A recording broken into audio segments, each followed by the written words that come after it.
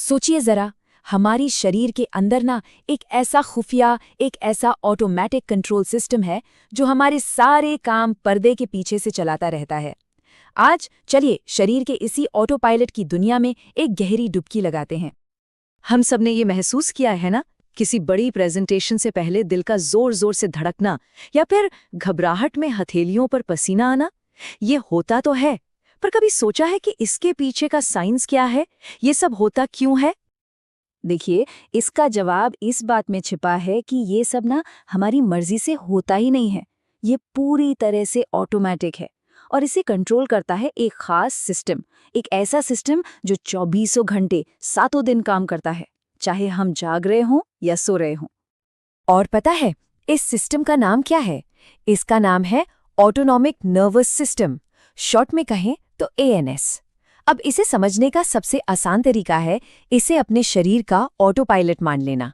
बिल्कुल वैसे ही जैसे एक हवाई जहाज का ऑटो पायलट उसे हवा में स्टेबल रखता है, हमारा ANS भी बिना हमारे कुछ सोचे समझे शरीर के अंदर सब कुछ, मेरा मतलब सब कुछ बैलेंस करके रखता है। तो आज के इस सफर में हम क्या क्या जानने वाले हैं? सबसे पहले तो हम इसी ऑटो पायलट को समझेंगे, फिर बात करेंगे इसके एक्सीलरेटर और ब्रेक सिस्टम की। हम ये भी देखेंगे कि स्ट्रेस में शरीर हाई अलर्ट पर कैसे जाता है और फिर वापस शांत कैसे होता है। साथ ही हम आंत के दूसरे दिमाग के राज से भी पर्दा उठाएंगे। और आखिर में सबसे जरूरी बात कि इस पूरे सिस्टम का बैलेंस हम कैसे बनाए रख सकते हैं। तो चलिए शुरू करते हैं इसके 2 सबसे जरूरी हिस्सों से। आप कह सकते हैं कि इस ऑटो पायलट को चलाने वाली 2 ताकतें हैं, और मजे की बात यह है कि ये दोनों एक दूसरे से बिल्कुल उल्टा काम करती हैं। सबसे अच्छा तरीका इन्हें समझने का एक कार के एक्सीलरेटर और ब्रेक की तरह सोचिए। तो पहला है सिंपैथेटिक सिस्टम। ये है हमारी बॉडी का एक्सीलरेटर। ये तब एक्टिवेट होता है जब कोई खतरा या स्ट्रेस सामने हो। यही हमें मशहूर फाइट और फ्लाइट यानी लड़ो या भागो मोड के लिए तैयार करता है। और दूसरा है पैरासिम्पैथेटिक सिस्टम, जो है हमारा ब्रेक। जब खतरा टल जाता है तो ये ब्रेक लगता है और शरीर को शांत करता है, उसे रेस्ट एंड डाइजेस्ट यानी आराम और पाचन वाले मोड में वापस लाता है। तो ये जो एक्सीलरेटर और ब्रेक की लगातार खींचतान चलती रहती है ना, इसका मकसद सिर्फ एक है, होमियोस्टेसिस। हाँ, मुझे पता है ये थोड़ा मुश्किल शब्द लग रहा है, पर इसका मतलब बहुत सीधा है। शरीर के अंदरूनी माहौल को एकदम स्थिर और संतुलित रखना। मतलब बाहर चाहे तूफान क्यों ना आ जाए, अंदर सब कुछ बैलेंस में रहना चाहिए। ये दोनों सिस्टम असल में हमारे शरीर के यिन और यांग जैसे हैं, जो हमेशा संतुलन बनाने में लगे रहते हैं। तो सवाल ये है कि जब ये एक्सीलरेटर दबता है तो असल में शरीर के अंदर होता क्या है? ये हाई अलर्ट मोड में जाता कैसे है? चलिए इस फाइट और फ्लाइट रिस्पॉन्स के अंदर झांक कर देखते हैं कि पर्दे के पीछे क्या चल रहा है। वाह, जरा देखिए कैसे सिर्फ एक सिग्नल मिलते ही पूरा का पूरा शरीर एक्शन के लिए तैयार हो जाता है। दिल तेजी से धड़कने लगता है ताकि मसल्स तक ज्यादा खून पहुंचे। फेफड़े चौड़े हो जाते हैं ताकि ज्यादा ऑक्सीजन अंदर आ सके। और पाचन जैसे काम जिनकी उस पल कोई जरूरत नहीं है, उन्हें फौरन रोक दिया जाता है। क्यों? ताकि सारी की सारी एनर्जी सिर्फ एक काम में लगे, खतरे से लड़ना या वहां से भागना। और सबसे हैरान करने वाली बात, यह सब पलक झपकते ही होता है। और ये सब जादू नहीं है, इसके पीछे एक जबरदस्त केमिकल इंजीनियरिंग काम कर रही होती है। देखिए होता क्या है। सिग्नल रीढ़ की हड्डी से निकलता है, फिर एक केमिकल मैसेंजर जिसका नाम है नॉरपेनेफ्रिन, वो इन सिग्नल्स को दिल और फेफड़ों जैसे अंगों तक पहुंचाता है। और फिर एड्रीनल ग्लैंड खून में एड्रीनालिन छोड़ता है। जी हाँ, वही एड्रीनालिन रश वाला हार्मोन जो इस हाई अलर्ट मोड को बनाए रखता है। ओके, तो मान लीजिए खतरा टल गया, सब ठीक है। अब शरीर को वापस शांत भी तो होना है। तो यहीं पर पिक्चर में एंट्री होती है हमारे ब्रेक सिस्टम की। इसका काम है हमें इस हाई अलर्ट मोड से निकालकर वापस आराम की स्थिति में लाना। और इसकी अहमियत को कम मत समझिएगा। जरा सोचिए, अगर कार का एक्सीलरेटर हमेशा दबा रहे तो क्या होगा? इंजन खत्म हो जाएगा, है ना? बिल्कुल वैसे ही अगर हमारा सिंपैथेटिक सिस्टम हमेशा ऑन रहा तो शरीर की सारी बैटरी ही खत्म हो जाएगी। इसलिए पैरासिम्पैथेटिक सिस्टम का काम सिर्फ शांत करना नहीं है, बल्कि शरीर को रिचार्ज करना भी है। इसके बिना हम सचमुच अंदर से जलकर खत्म हो जाएंगे। ये सिस्टम करता क्या है?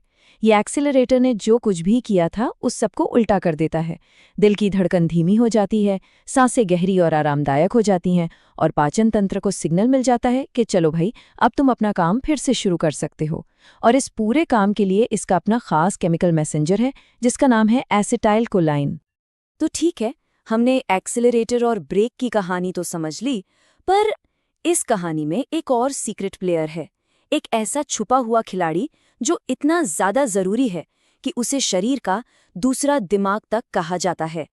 तो मिलिए, इंटेरिक नर्वस सिस्टम यानी ENS। ये कोई छोटा मोटा सिस्टम नहीं है, ये 20 करोड़ से भी ज्यादा न्यूरॉन्स का एक पूरा जाल है जो हमारी आंतों की दीवारों में फैला हुआ है। और सबसे हैरान करने वाली बात पता है क्या है?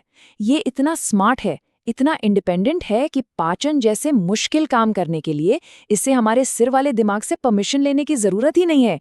ये अपने फैसले खुद ले सकता है। और अब एक ऐसे फैक्ट के लिए तैयार हो जाइए जो शायद आपको चौंका दे।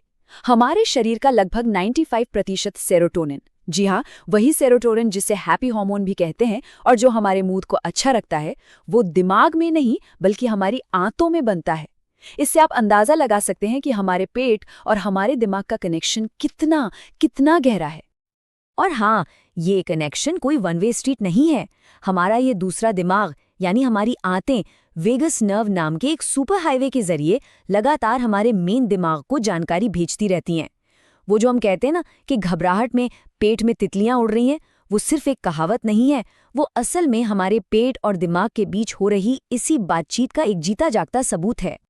तो अब तक ये तो साफ हो गया है कि हमारा ये ऑटो पायलट सिस्टम कितना पावरफुल है, पर एक बड़ा सवाल उठता है, क्या हम इसमें सिर्फ एक पैसेंजर की तरह बैठे हैं या फिर हम इस ऑटो पायलट पर थोड़ा बहुत असर डाल सकते हैं?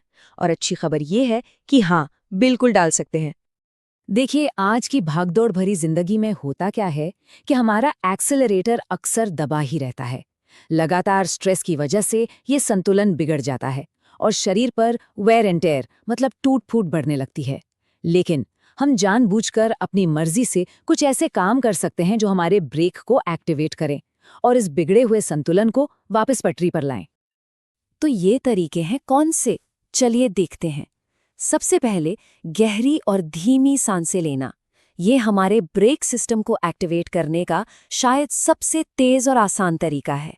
इसके अलावा माइंडफुलनेस और मेडिटेशन, रेगुलर एक्सरसाइज, अच्छी और पूरी नींद और एक बैलेंस डाइट जो हमारे दूसरे दिमाग यानी आंतों को स्वस्थ रखे, ये सब हमारे ऑटो पायलट की सेहत और संतुलन के लिए बहुत बहुत जरूरी हैं। तो कुल मिलाकर कहें तो बात यह है कि हमारे शरीर के अंदर ही स्ट्रेस और रिकवरी को मैनेज करने के लिए एक कमाल का एक इनबिल्ट सिस्टम मौजूद है। एक ऐसा सिस्टम जो हमें हर पल बैलेंस में रखने के लिए चुपचाप अपना काम करता रहता है। हमें बस उसे थोड़ा सा सपोर्ट करना है, उसका ख्याल रखना है। तो अब जब हम ये सब जानते हैं तो एक सवाल खुद से पूछना तो बनता है, ये समझने के बाद कि ये ऑटो पायलट काम कैसे करता है। क्या हमारा ऑटो पायलट हमारे लिए काम कर रहा है या फिर हमारे खिलाफ? इस पर सोचिएगा जरूर।